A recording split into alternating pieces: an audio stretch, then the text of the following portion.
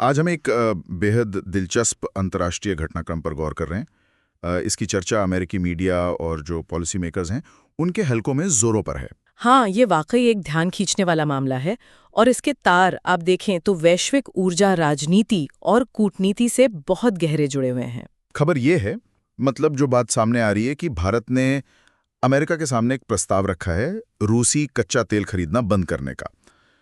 लेकिन कहानी यहीं खत्म नहीं होती। नहीं, बिल्कुल नहीं। इसके साथ एक बड़ी, बल्कि कहें तो बहुत बड़ी शर्त जुड़ी है।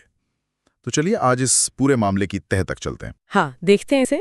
हमारी आज की ये जो पड़ताल है, इसका मकसद है इन स्रोतों के आधार पर समझना कि भारत का ये प्रस्ताव आखिर है क्या, ये अमेरिका के लिए इतनी बड़ी दुविधा क्यों बन गई है, और सबसे अहम, इसके वैश्विक तेल बाजार पर क्या असर हो सकते हैं। ये सचमुच एक अहम मोड़ साबित हो सकता है। देखिए, भारत दुनिया का तीसरा सबसे बड़ा तेल उपभोक्ता है और आयातक भी। बिल्कुल। ऐसे में वो अपना कच्चा तेल कहाँ से खरीदता है, ये न सिर्फ भारत की अपनी अर्थव्यवस्था के लिए बल्कि पूरी दुनिया की ऊर्जा सुरक्षा और भू राजनीति के लिए बहुत मायने रखता है। हाँ, ये बात तो है। और भारत के इस कदम को हमें रूस यूक्रेन संघर्ष और उसके बाद रूस पर लगे जो पश्चिमी प्रतिबंध हैं उस बड़े कैनवस पर रखकर देखना होगा।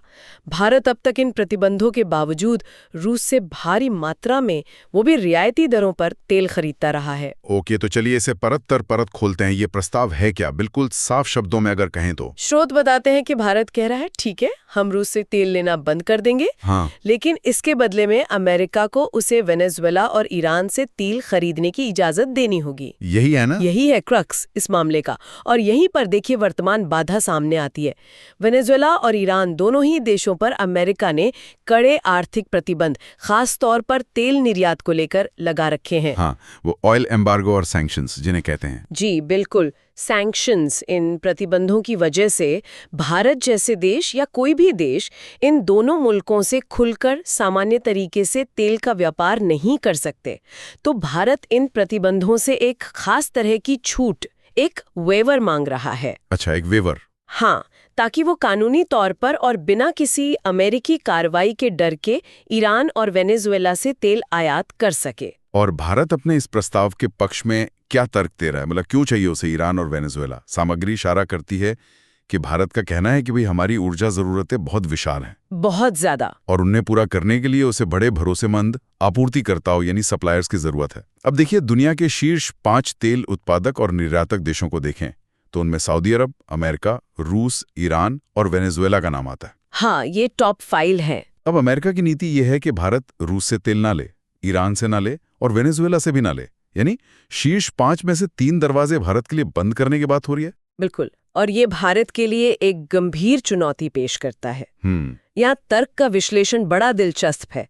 भारत ये कह रहा है कि देखिए, अगर हम आपकी बात मानकर रूस से तेल खरीदना बंद कर देते हैं और आप हमें ईरान या वेनेजुएला जैसे बड़े उत्पादकों से भी खरीदने की अनुमति नहीं देते, तो हमारे पास विकल्प क्या बचता है? हाँ, कहाँ जाएंगे फिर? हमें मजबूरन खुले बाजार यानी स्पॉट मार्केट या फिर मध्य पूर्व के अन्य देशों जैसे सऊदी अरब, इराक, यूएई की ओर जाना पड़ेगा, जहां से हम पहले भी खरीदते रहे हैं, लेकिन अब हमें और ज्यादा खरीदना होगा। और इसका वैश्विक प्रभाव क्या होगा? क्योंकि जैसा कि स्रोत बताते हैं, अंतर्राष्ट्रीय बाजार में तेल की आपूर्ति पहले से ही तंग है, मतलब सप्लाई कम है मांग के मुकाबले। बिल्कुल सही। यही पर भारत का तर्क वैश्विक आयाम ले लेता है। सोचिए, भारत जैसा भीम का एक खरीदार, हाँ, इतना बड़ा खरीदार, जो अपनी जरूरत का बड़ा हिस्सा रूस से सस्ते में पूरा कर रहा था, वो अचानक से बाकी बचे हुए बाजार में कूद पड़े। इससे कच्चे तेल की मांग में जबरदस्त उछाल आएगा। नतीजा? कीमतें आसमान छूने लगेंगी। बिल्कुल, ये सिर्फ भारत की समस्या नहीं रह जाएगी। हाँ, स्रोत भी इसी तरफ इशारा कर रहे हैं। भारत का तर्क यह है कि ये मामला सिर्फ भारत की ऊर्जा सुरक्षा का नहीं है, बल्कि इसका सीधा असर वैश्विक अर्थव्यवस्था की स्थिरता पर पड़ेगा। तेल महंगा होगा तो पूरी दुनिया में महंगाई बढ़ेगी, हर जगह, जिसका बोझ हर देश के आम नागरिक को उठाना पड़ेगा, चाहे वो अमेरिका हो, यूरोप हो या कोई विकासशील देश। ठीक कहा। भारत इसे एक तरह से वैश्विक जिम्मेदारी के तौर पर पेश कर रहा है।